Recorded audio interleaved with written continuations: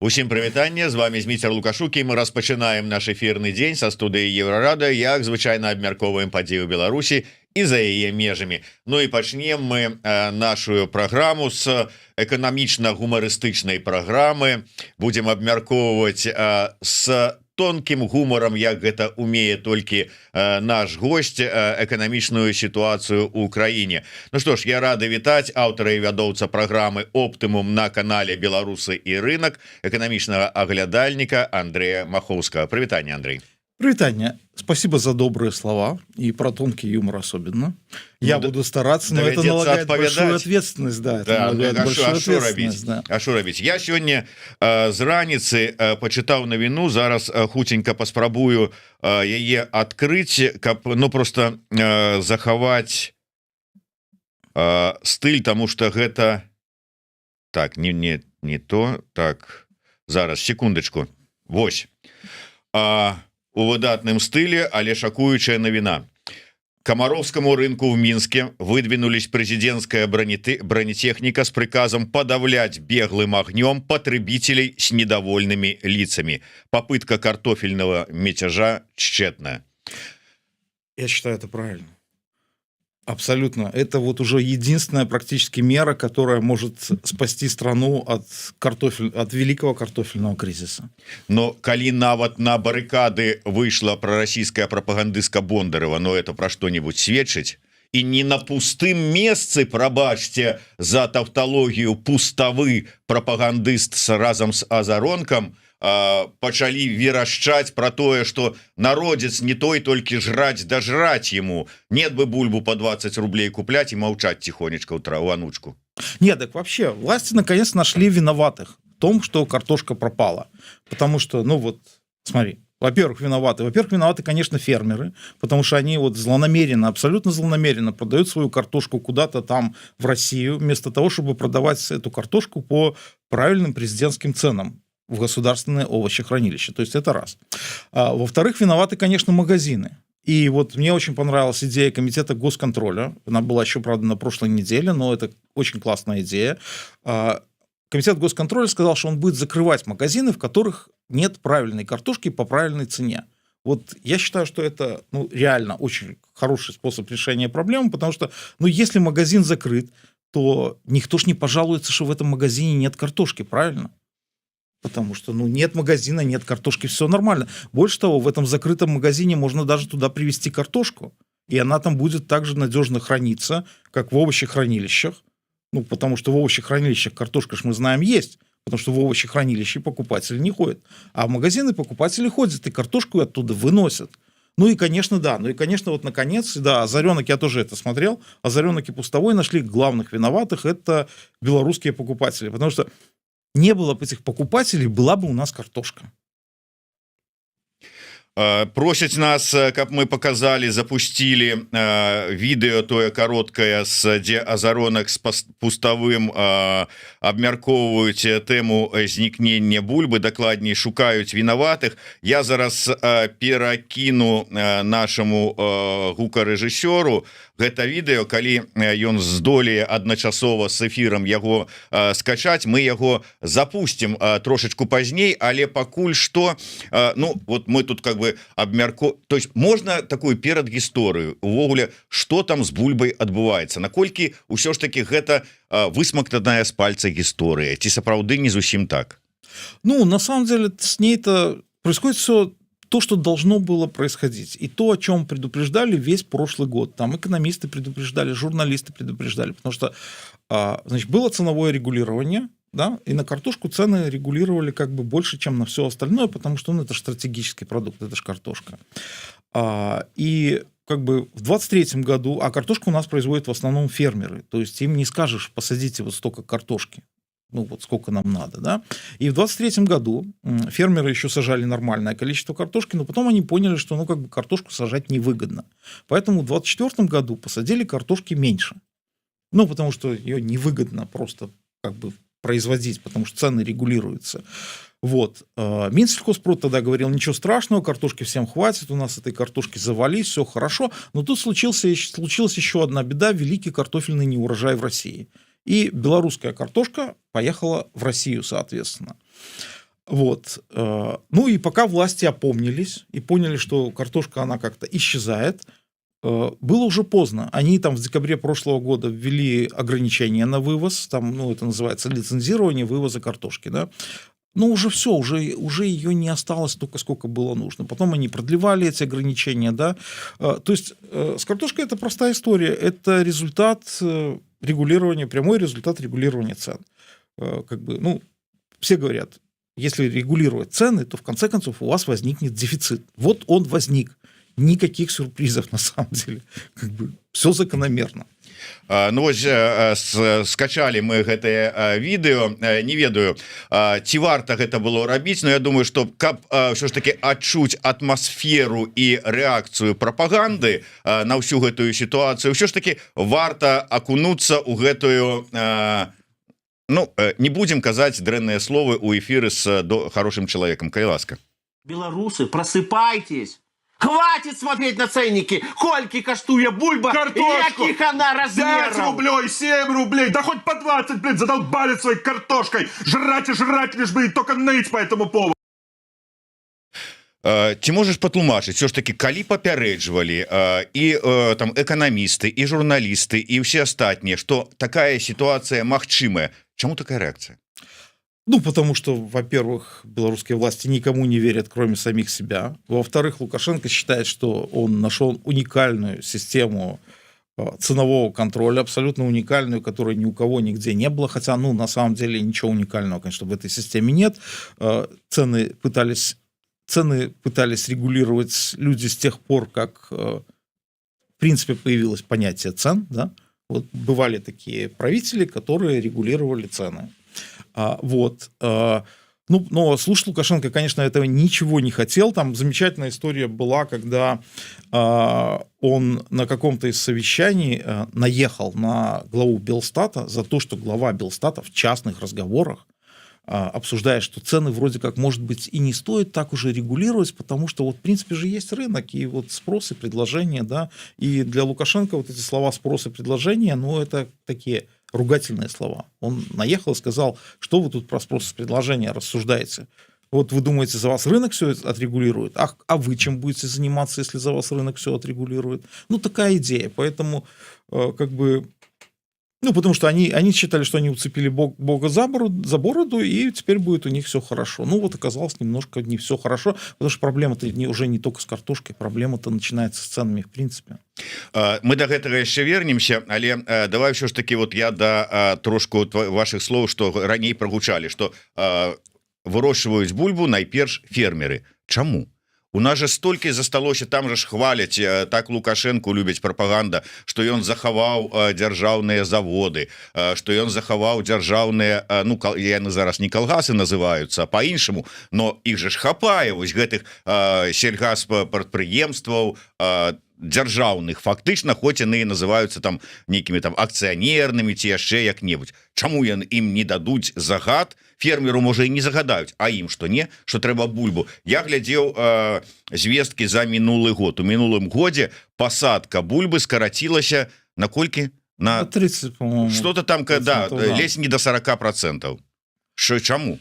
Ну вот, сократили ее посадки фермера, да. Ну, во-первых, как я понимаю, все-таки, я не скажу, что я такой большой аграрий, но как я понимаю, все-таки картошка, это выращивание картошки, оно не очень подходит для такого более или менее крупнотоварного производства. Ну, то есть ее выгоднее выращивать вот в таких, в небольших таких относительно хозяйствах, да, ну, как бы просто там в силу каких-то технических, технологических особенностей, да. Ну, поэтому, поскольку фермеры выращивают картошку, ну, и ее, в принципе, достаточно выгодно было до регулирования цен выращивать и продавать, поэтому, ну, фермеры этим занимались, поэтому колхозам особо и надобности не было там засаживать все картошкой, да, там они, не знаю, там пшеницу, рожь, ячмень, что-то еще. Вот. Ну, в этом году я хочу сказать, что они же решили проблему картошки. В этом году они дали задание, и картошки теперь в этом году посадили на 18% больше. Вот. Правда, не факт, что мы будем все равно с картошкой, учитывая вот некоторые особенности погодных условий, но посадили больше. То есть учли опыт. Лучше было бы учесть опыт и просто не регулировать цены, но как умели, так учли. Едучы сёння раніцай я пачытаў навіны про тое что ізноў хотя і раней трошку з'яўляліся, але это не стало відаць таким масавым з'явішчам. С цыбулей проблемы? То же самое, все то же самое. Еще капуста же, да? До нее была еще капуста. Вот, слава богу, нет проблем с яблоками, потому что есть Польша, которая абсолютно разваленная, там сельское хозяйство и все такое, поэтому в Беларуси в Беларуси в основном продаются польские яблоки. Вот, слава богу, с яблоками нет проблемы. А все остальное это та же проблема, что и с картошкой. Регулирование. Мы регулируем цены, продукции сажают меньше, вывозят в Россию, потому что там цены не регулируют, и там можно продавать по тем ценам, которые считает правильным продавец, а не тем ценам, которые считает правильными Белорусское министерство торговли. Вот, поэтому, это все результат регулирования цен. Картошка, лук, капуста. Я так разумею, что узнікае яшчэ пытанне того, что добра, там можна загадаць, каб садзілі, а хто будзе працаваць? Вот, и это тоже, да, и это тоже большой вопрос, опять же. И это, возможно, почему в колхозах, да, не сажают вот эту картошку, потому что, ее как бы убирать все-таки надо, да, там, не знаю, там, ячмень, там, не знаю, пшеницу там комбайном проехал, да, относительно мало людей, а на картошку все-таки нужно больше людей, поэтому работать особо в колхозах некому. Вот. Так что да, и это тоже проблема, почему ее не сажают так в колхозах. Вот. А фермерам это, как я уже говорил, просто невыгодно.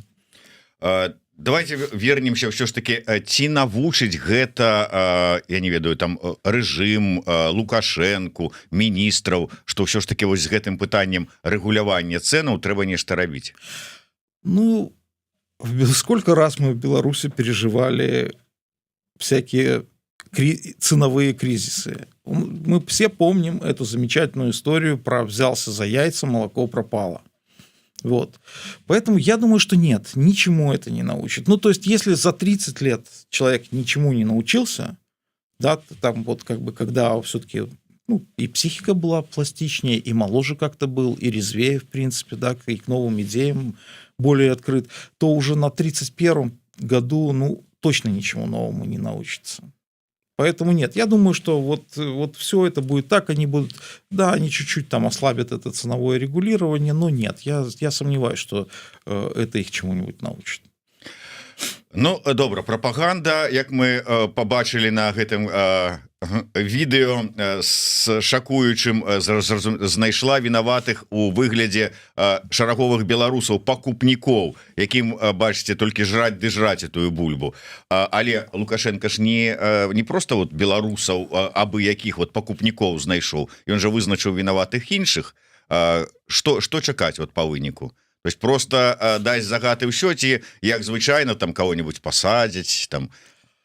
Вот, честно говоря, я все жду, когда они поймут, что вот эти тиктоки с картошкой, с недовольством картошкой, это на самом деле даже не столько про картошку. Это вообще на самом деле про отношение к власти. Просто не могут люди в Беларуси говорить, как они относятся к власти сейчас, да? Но они могут говорить про картошку и показывать, вот до чего власть довела.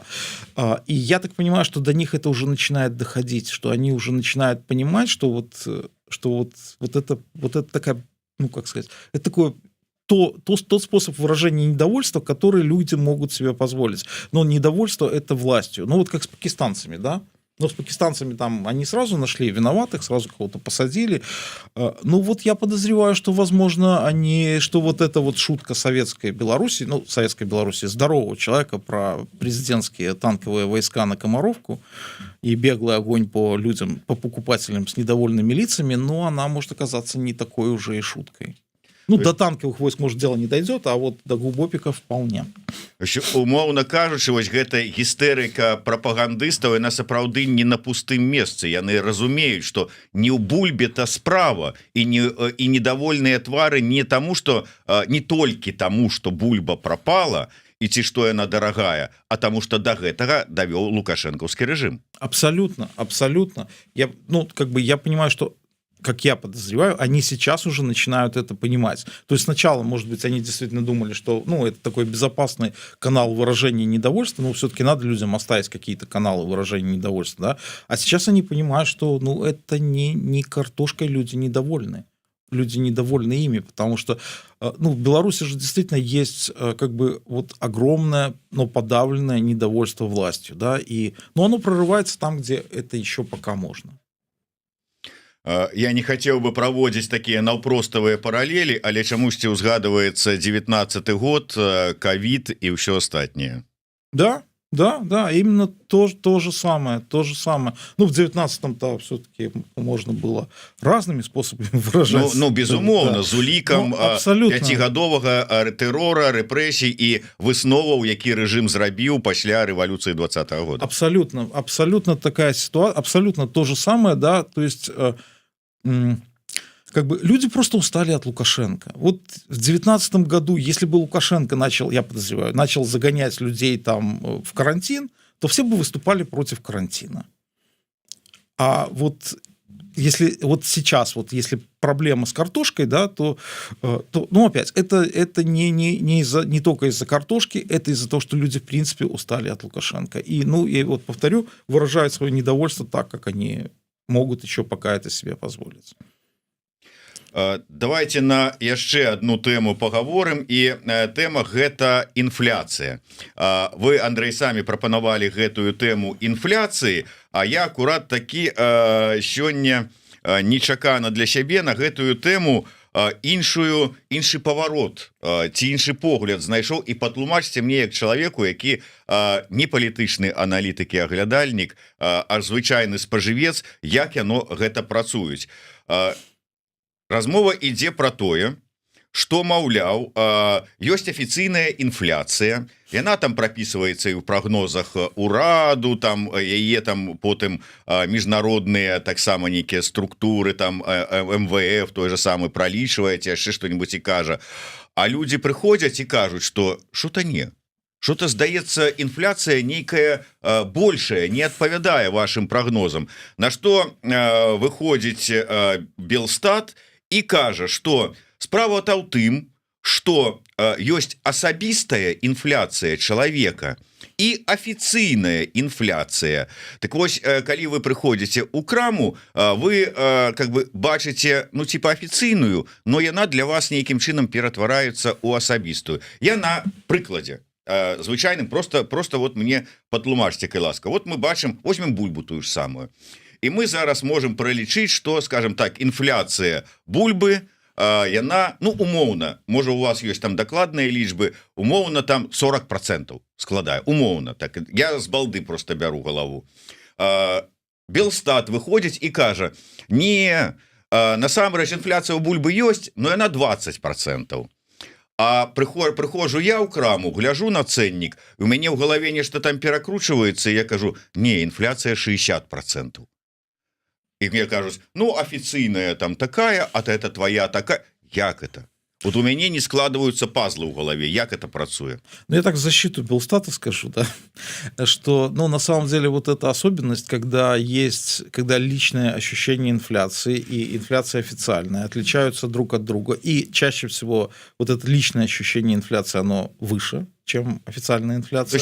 Андрей, можно я перебью? Вот мы с тобой вдвоем приходим разам у краму, падыходзім да кошыка з бульбай, глядзім на кошт яе, там прыкідваем, колькі яна каштавала месяц таму, і для мяне гэта інфляцыя, умоўна кажучы, там 40%, а для цябе 30%. Вот такое может быть? Вот, Нет, такого не может быть. Ну, это же особистая инфляция. Если мы говорим только про картошку, если говорим, да. Ну, вот я хочу сказать, что вот это разное ощущение инфляции, разница между ощущением инфляции и официальной инфляцией, она есть на самом деле везде. И везде люди ощущают, ну, абсолютно везде, там тоже там в США, в Европе, да, люди везде ощущают обычную инфляцию выше, чем вот эти официальные цифры. То есть, ну, я сейчас вот объясню, да, потому что, ну, если мы смотрим, да, только на картошку, вот на одну и ту же картошку в одном и том же магазине, один и тот же сорт, то, конечно, там она для нас обоих выросла одинаково, но мы покупаем разные наборы товаров, да, там, как бы, там, не знаю, там, ты пойдешь купишь еще курочку, а я пойду куплю себе, там, карася, например, да, и там курочка у тебя подорожала на 15%, а карась у меня на 10%. И наша вот эта как бы личная инфляция, она будет разной.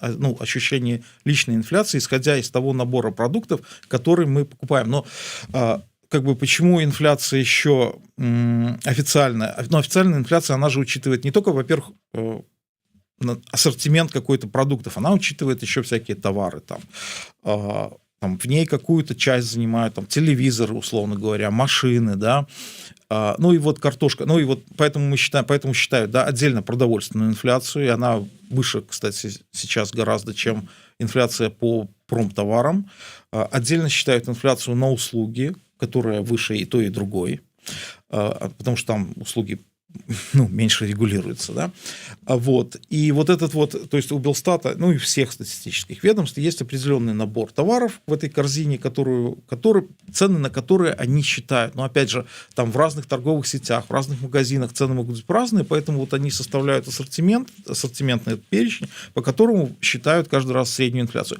Тут могут быть вопросы к самому ассортиментному перечню, да, что они туда включают. В прежние времена этот ассортиментный перечень был, в общем, открытый, и его можно было посмотреть и всегда проверить. Ну, сейчас у нас все закрыто, и как бы вот этот перечень тоже закрытый, поэтому, да, тут вот могут быть вопросы о том, какие товары они в него включают, да, в каких магазинах, в каких торговых сетках. Но, в принципе, вот это вот ощущение, разные ощущения там личные и, скажем, официальной инфляции, это нормально. Плюс есть еще один такой очень важный момент, да, такое понятие инфляция для бедных. Вот инфляция для бедных, она всегда выше средней инфляции или официальной инфляции по стране.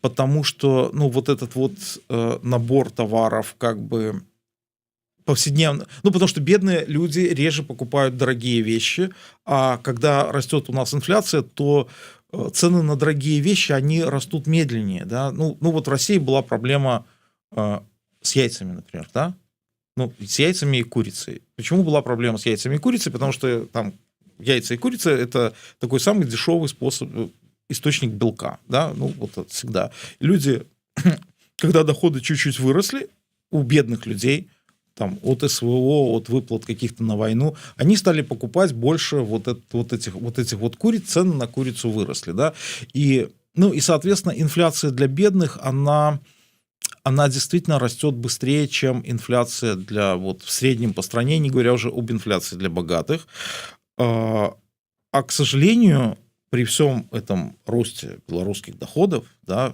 вот наша средняя белорусская зарплата, которая есть, это же мы понимаем, это на самом деле люди ее получающие, это не средний класс. Наша средняя зарплата – это, в общем, уровень бедности.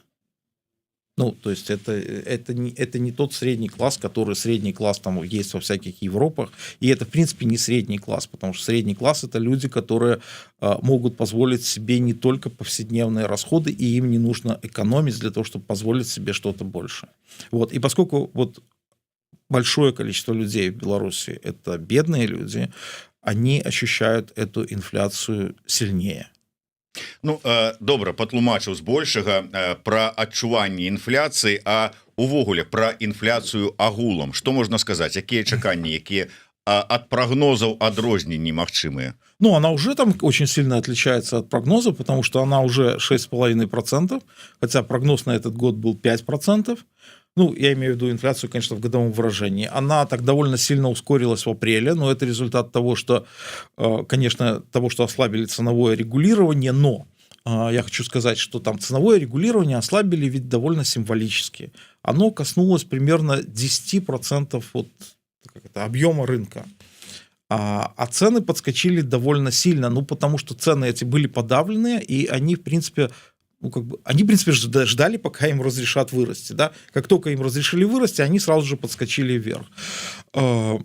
Инфляция будет, ну, такой, я бы сказал, такой достаточно оптимистичный прогноз, если говорить по году по инфляции, она будет 7, может быть, 10%. Ну, с учетом того, что цены все-таки будут регулировать, и никто их не будет отпускать вот резко. Потому что, ну, если их резко отпустить, то вот прям вот взять и вернуть все, как было до 2022 года хотя бы. У нас тоже тогда было ценовое регулирование, да, но оно не было таким тотальным. Вот если все вернуть хотя бы как до 2022 года, то инфляция, ну, однозначно будет двузначной. И она вырастет сразу довольно быстро, как вот мы увидели на примере, как это произошло в апреле, на примере тех товаров, на которые цены перестали регулировать. До речі, два момента. Мені просто цікаво, наколькі яны могуць паўплываць там ці на сітуацыю, ці выратаваць сітуацыю. Першы момант гэта, ну, да прыкладу, я не ведаю, правда, наколькі яны гэта ўплывае, не ўплывае, замежныя інвестыцыі. Яны могуць там в эканоміку выліваюцца нейкія дадатковыя фінансы, і гэта даць ёй магчымасць неяк так, ну, скажем так, больше здаравіцца. Я читаю просто навіну, у першым квартале замежныя інвестыцыі выраслі на 7,1%. Не указывается, правда, адкуль гэтыя інвестыцыі. Я так подозраю, что хутчэй за ўсё расійскія там, ну, але тым не менш. Так, за першыя 3 месяца года замежныя інвестыцыі інвестары уклалі у беларускую эканоміку 3 мільярды даляраў. Ну, сума. Ну, на самом деле нет, если честно. Ну, нет, на самом деле. Ну, они действительно, ну, как бы так, ну, во-первых, это не только российские будут инвестиции, скорее всего. У нас же есть такая штука. У нас же инвесторам из недружественных стран запрещено вообще распоряжаться своими деньгами свободно. Эти деньги нельзя им взять и вывести из страны. А сейчас тем более нельзя вывести, потому что сейчас там Лукашенко взялся бороться с выводом денег, в принципе, с выводом денег, да, и, скорее всего, вот эти инвестиции иностранные, это та прибыль, которую получили компании, вот работающие здесь, которой они не могут распоряжаться, ну, и они просто вынуждены их сюда же, в Беларуси, вкладывать, да. Вот, значит, это как бы первый момент, ну, там как эти инвестиции происходят, это тоже как бы отдельный момент, потому что их вкладывают очень часто в какие-то абсолютно бессмысленные вещи, да, просто для того, чтобы получить возможность их потом все-таки вывести. Вот, это первый момент. Ну, может ли инвестиции... Ну, конечно, в нормальной ситуации инвестиции, ну, как бы любой приток денег, он оздоравливает экономику. Но вопрос в том, как этими деньгами распоряжаются. То есть сами по себе деньги, даже иностранные деньги, они же ничего не спасают. Вопрос в том, куда вы их потратите, на что вы их потратите. Ну вот мы сейчас видим, да, у нас случилась большая инвестиция. Построили завод по производству автобусов МАЗ. Там 3000 автобусов, по-моему, могут на нем производить. Потому что могут и будут разные вещи. 3000 автобусов на нем могут производить. И есть у меня только один вопрос. А зачем? А куда вы их будете девать? Да, вот. Куда вы их будете девать, когда у вас российский рынок ввалился? Ну, даже не потому, что ваши автобусы горят, ну, хотя они горят, вот, но он, в принципе, обвалился. Куда вы будете девать эти 3000 автобусов? То есть, вот это, ну, вот пример, да, это была инвестиция большая, 300 миллионов рублей, кажется, все-таки, рублей, 300 миллионов рублей. Большая инвестиция, солидная инвестиция. Как бы мы можем показать, что вот у нас объем инвестиций вырос. Цех построили, это значит, что он прибавил какие-то процентные пункты к ВВП. Ну, потому что все, что вы строите, оно же прибавляет там процентные пункты, да, там на один завод у нас стало больше. Но польза. В чем польза от этого завода, если вам некуда девать с этого завода автобусы, которые он будет производить? Он может производить 3000 автобусов, по-моему, за апрель он произвел их 60. Ну, то есть 3000 в год, за апрель произвел 60. Да? Ну, вот, собственно, вот вопрос о том, насколько эффективны и полезны инвестиции. Ну потым крэпкія хозяйственники будут носиться с гэтым заводом як с велозаводом. Например, или моя любимая тема — деревообработка и целлюлозно-картонный комбинат, который я даже не знаю, сколько в него денег уже вложили. Там по последним озвученным данным там было больше $1 миллиарда. Он так до конца по-настоящему и не заработал на полную мощность. И вот все время мы бесконечно реформируем, модернизируем деревообработку. Уже десятилетия модернизируем деревообработку. Вот не трэба так дрэнна думаць про магчымасць і про празарлівасць беларускіх чыноўнікаў. Яны глядзяць у далёкую перспектыву. Скончыцца вайна ва ўкраіне. Усё гэта і дрэваапрацоўка, і цэментныя заводы, ужо нават мазы, гэтыя самыя аўтобусы, все пойдзе туды. Я уже не кажу про бітум. Да, есть, правда, одна малюсенькая проблема может случиться, что к тому времени, когда спрос на вот эти белорусские МАЗы восстановится, они немножко устареют. Классика. Наша ўсё. Да. Добра, яшчэ один момант. Гэта калі мы кажам ўсё ж таки про там перспектывы, не перспектывы, а заказы военные российские, ну и не только военные, каля военные и все остальное. То есть вот Россия падтрымлівае не только там вот этими капертами, якія Лукашенко перадае, але и вось замовами. Да, вот, собственно говоря, я так понимаю, что российские военные заказы — это то, что, в принципе, пока спасает белорусскую экономику, ну, от того, чтобы она куда-нибудь, грубо говоря, ляснулась, да. Но с российскими военными заказами есть уже тоже маленькая проблема. У России уже не так много денег на вот эти военные заказы. У России уже не хватает денег на то, чтобы одновременно там как-то перевооружать армию, вот, чтобы и платить вот за текущую войну. И вот сейчас, особенно сейчас, цены на нефть падают, да, вот России пришлось увеличить дефицит своего бюджета, в 3 раза пришлось увеличить, то есть, ну, это как бы много. Там, если раньше Россия думала, что она за счет доходов будет откладывать деньги в этот фонд национального благосостояния, то сейчас наоборот, сейчас она будет брать деньги из фонда национального благосостояния, чтобы финансировать расходы.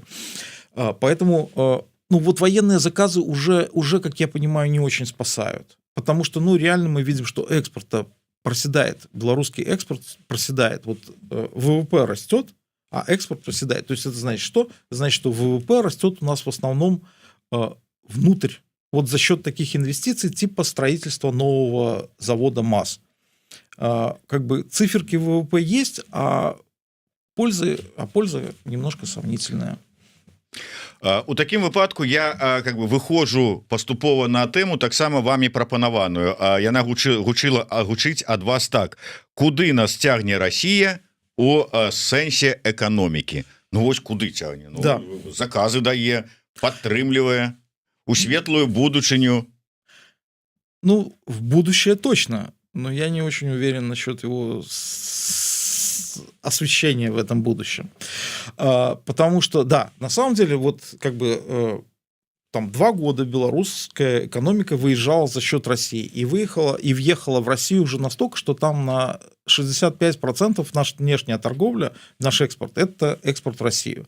90% нашей торговли так или иначе зависит от России, потому что, ну, возить приходится по российским железным дорогам, через российские порты, да.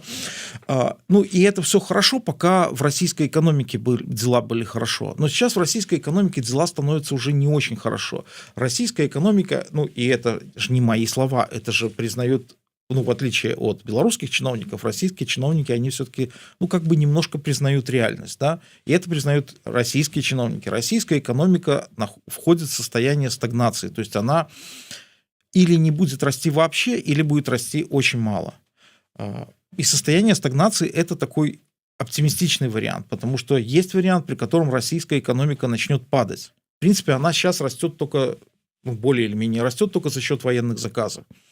Вот. А в гражданской сфере там уже все начало падать. Поэтому, ну вот сейчас российская экономика нас ни в какую хорошую сторону не тянет. Сейчас российская экономика, ну, тянет нас в не очень хорошее будущее, я бы сказал, потому что, ну, если российская экономика перестает расти, то, соответственно, белорусская экономика тоже не может расти. Вот сейчас у нас как бы вроде как укрепляется рубль, да, и все радуются и прогнозируют, как рубль будет становиться еще крепче. Так, это было мое наступное пытанне, так что Хорошо. Хорошо. Тут так давай я могу и даже... Ну давай, вот ўсё ж таки глядзім мы на курсы валют, там і курс той же самого рубля, долара, евро, і незразумела чаго чакаць, вот і адпаведна ад чаго залежыць, чаго чакаць, да чаго рыхтавацца, асабліва з улікам словаў про тое, что может быть незайздросная будучыня у российской экономики. Вот смотри, пока сейчас все прогнозируют, насколько еще укрепится рубль, я, пожалуй, рискну сделать прогноз о том, что рубль вернется к тому, каким он был в начале года. То есть 3,5 рубля за доллар. Ну, это не произойдет там в ближайшие дни, да, вот там сегодня-завтра, но если вот давать совет сейчас, если спросить, что делать, вот покупать, не покупать... Пытаешь, что робить? Бегче в обмене? То я бы сказал, что вот сдавать доллары точно не надо. Возможно, хорошо бы их сейчас уже прикупить, но, может быть, он еще чуть-чуть подешевеет. Да, и теперь я объясню почему, да. Потому что есть такая... Потому что все дело в нефти. Цены на нефть падают. Российский бюджет формировался из расчета цены там 56... Нет, не помню, $69 за баррель, да, вот. Ну, сейчас там 56. Но проблема с ценами на нефть даже не в том, сколько она стоит для России, не в том, сколько она стоит в долларах. Проблема в том, сколько она стоит в российских рублях. Потому что, ну, российский бюджет, они получают все это в рублях, доходы, и планируют свои доходы в рублях. Вот. И сейчас Россия понизила прогноз в своем бюджете цены на нефть до 5200 рублей за баррель. Именно российскую нефть. Да? Раньше он был там почти 7 тысяч. Но реально сейчас российская нефть продается по цене в районе 4000 рублей за баррель. И с этим связана, собственно, проблема формирования российского бюджета. Вот то, что я сказал, дефицит российского бюджета. Ну, то есть, как бы, если... При крепком рубле, да, вот вы, ну, условно говоря, да, ну, просто, да, при крепком рубле, вот, если у вас рубль укрепляется, вот сейчас рубль 80 рублей за доллар, да, если вы там получаете доход в рублях, вы получаете доход за нефть в долларах, вы пришли, вы продали эти свои доллары на российские рубли, если у вас рубль крепкий, вы получили меньше российских рублей. И меньше заплатили российскому бюджету. Соответственно, вот теперешней цене на нефть, на самом деле, для того, чтобы бюджет был более или менее сбалансированным российским, теперешней цене на нефть соответствует российский рубль по 95-100 рублей за доллар. То есть вот это нормальный курс российского рубля для того, чтобы российский бюджет чувствовал себя более или менее хорошо. Ну и вот, значит, да, вот буквально недавно Олег Дерипаска, такой российский миллиардер, написал, что нефть идет к $45, значит, рубль будет 115-125. Ну, то есть вот это каким должен быть рубль при этой цене на нефть. И это значит, что российский Центробанк начнет девальвацию российского рубля. Не резкую девальвацию, но такую постепенную девальвацию. Ну, если что-нибудь плохое случится, то может и резко девальвировать, да, но если ничего плохого не случится, он начнет постепенную девальвацию российского рубля. Вот до этого уровня как минимум 95-100 рублей за доллар. Ну, собственно говоря, это опять же не, я бы сказал так, не мои предположения даже, да, а вот в новом варианте российского бюджета средний курс российского рубля, именно средний курс на этот год, он определен 95 рублей за доллар. Ну, то есть средний курс доллара 95, это средний. Но если у вас там 80 рублей доллар стоит сейчас, да, а вы хотите в среднем по году 95, то, ну, как бы очевидно, что дальше он должен быть чуть больше 95. Ну, вот, собственно, вот эти 100-105 рублей. Ну, и если Ну, а дальше просто. А российскому рублю 95-100 рублей за доллар соответствует доллар в Беларуси по цене 3,3, 3,5 рубля. Ну, то есть это такая чистая математика. Вот. і добра 3,5 рубля за долар гэта просто непрыемныя лічбы в абменніку для беларусаў ці гэта ўсё ж таки непрыемна і для эканомікі і для бюджэта і для гаманца шараговага беларуса? Но это инфляция. Это та самая инфляция, про которую вот мы говорим, да. Если доллар становится дороже в белорусских рублях, то, соответственно, весь импорт, который вы покупаете, он тоже становится дороже. И, соответственно, это, конечно, будет влиять на цены.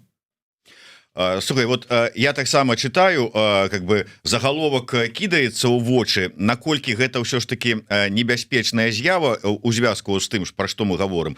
У Беларусі замедліўся рост рэальных располагаемых денежных доходаў насельніцтва. Вось вот слово у такой складцы я нават часам блытаюся. То есть что это означает? Что замедлился рост заработков? Да, ну в основном да, конечно, потому учитывая, что в Беларуси основные доходы это зарплата, там, ну все остальное, там дивиденды, еще какая-то предпринимательская деятельность, оно там небольшой процент, я сейчас сходу не скажу какой процент, но там львиная доля в белорусских доходах это зарплата. Это значит, что ну, это на самом деле, ну, это же не значит, что она падает, эта зарплата, да, это значит, что она сейчас растет чуть меньшими темпами, чем она росла раньше. Но она просто росла такими безумными темпами, вот зарплаты в Беларуси средние, что вот такое небольшое замедление, ну, ничего страшного в этом нет на самом деле, и в принципе же власти планировали, что на этот год зарплаты вырастут на 4,5%, по-моему, процента. То есть примерно будут соответствовать планам роста экономики. Ну, и это нормально, когда зарплаты, да, растут, ну, экономика и зарплаты растут примерно одинаково. Это, в принципе, нормально. А зарплаты у нас росли, по-моему, в первом квартале на 13%. Ну, то есть 3 раза больше, чем план. Вот, поэтому ничего, как бы, ну, такого ничего страшного в этом нет, и, возможно, некоторое замедление темпов роста зарплат, оно бы пошло экономике на пользу, но тут есть другая проблема, потому что людей в Беларуси не хватает, и чтобы этих людей хватало на каком-то конкретном производстве, им надо все-таки платить немножко больше. Ну что ж, на жаль, трэба завершаць нашу размову, подвядзем вынік такі у любым выпадку. Так, ўсё ж таки прогноз про 3,5 ён, ну, прыблізна на які тэрмін разлічаны? Ну, ближайшие несколько месяцев, я бы сказал, осторожно. Ось, таким чынам некалькі месяцаў беларусы, якія вагаліся, вот тыя там мяхі з беларускімі рублямі, якія яны назапасілі дзякуючы шалёнаму росту заробкаў, працягваць захоўваць ці несці хутчэй у абменнік, то лепей не губляць час. Ну, я бы сказал, что так, когда, ну, всегда лучше покупать, когда цена падает, а не когда цена начинает расти, да? Але ў такім выпадку што лепш купляць? Долар, з якім вот зараз незразумела таксама з-за Трампа што будзе, чаго чакаць, ці што? Не, ну вот такой прогноз я вот вообще уже не рискну делать, потому что у нас как бы, ну, раньше Америка это была такая стабильность, а сейчас нет. Ну, чисто практических соображений, может, все-таки евро, ну, в смысле, где вы этот доллар? Кто из нас там в эту Америку поедет, где вы его потратите, да? А евро, ну, она все-таки... А накупишь долларов и поедешь, умовно, на Польшу, все равно менять, там, менять, там, в Германию. Поэтому, да, я думаю, что, может, все-таки евро. Ну, так более практично. Но я вот по конкретным валютам я не давал бы, скорее, рекомендации, да. Слился, абсолютно, потому что, ну, блин, ну... В мире стабильности нет. Стабільна толькі адно, калі здараецца нешта такое форс-мажорнае у Беларусі, там, у эканоміцы, там, з валютай, курсамі, там, з бульбай, з цыбуляй ці яшчэ што, то заўсёды ў гэтым вінаваты беларусы. Беларусы, абсолютно. И уже ж не первый раз. Вообще одно. Ну, народ не той достался. Народ достался нашим властям. Не зря хотят заменить на пакистанцев. Ну, а то жрот только и жрот, а не хочет по 20 рублей бульбу набывать. Дякую вялікі. На жаль, трэба завершаць нашу размову. Я нагадаю, что з намі у гасцях быў, я так разумею, ўсё ж таки зараз на регулярнай аснове будзе наведавацца до нас у студыю. Папярэдні раз на 2, там, на 3 тыдні хутчэй за ўсё праз так вот у такім с таким графікам, аўтар і вядоўца праграмы Оптымум на канале Беларусы і рынок, эканамічны аглядальнік Андрей Махоўскі. Дзякуй вялікі. Спасибо. Ну і нагадываю усім про неабходнасць просто каб быць у курсе, тому что ўсё ж таки часцей ён у сябе будзе выставляць відэо на канале Беларусы і рынок, таму подписывайтеся на канал Беларусы і рынок, сачыце за праграмай Оптымум і прагнозамі Андрэя Махоўскага, не забываючы подписываться на YouTube канал Еўрарада і наш новы YouTube канал Навокал. Ставьте падабайкі, расшэрвайце. Ну і жыве Беларусь. Жыве. Сябры, праект Беларусь Tomorrow яднае прадукцыю шматлікіх беларускіх медыа, і яго ўжо можна глядзець са спадарожніка. Як гэта зрабіць, шукайце ў апісанні да нашага відэа.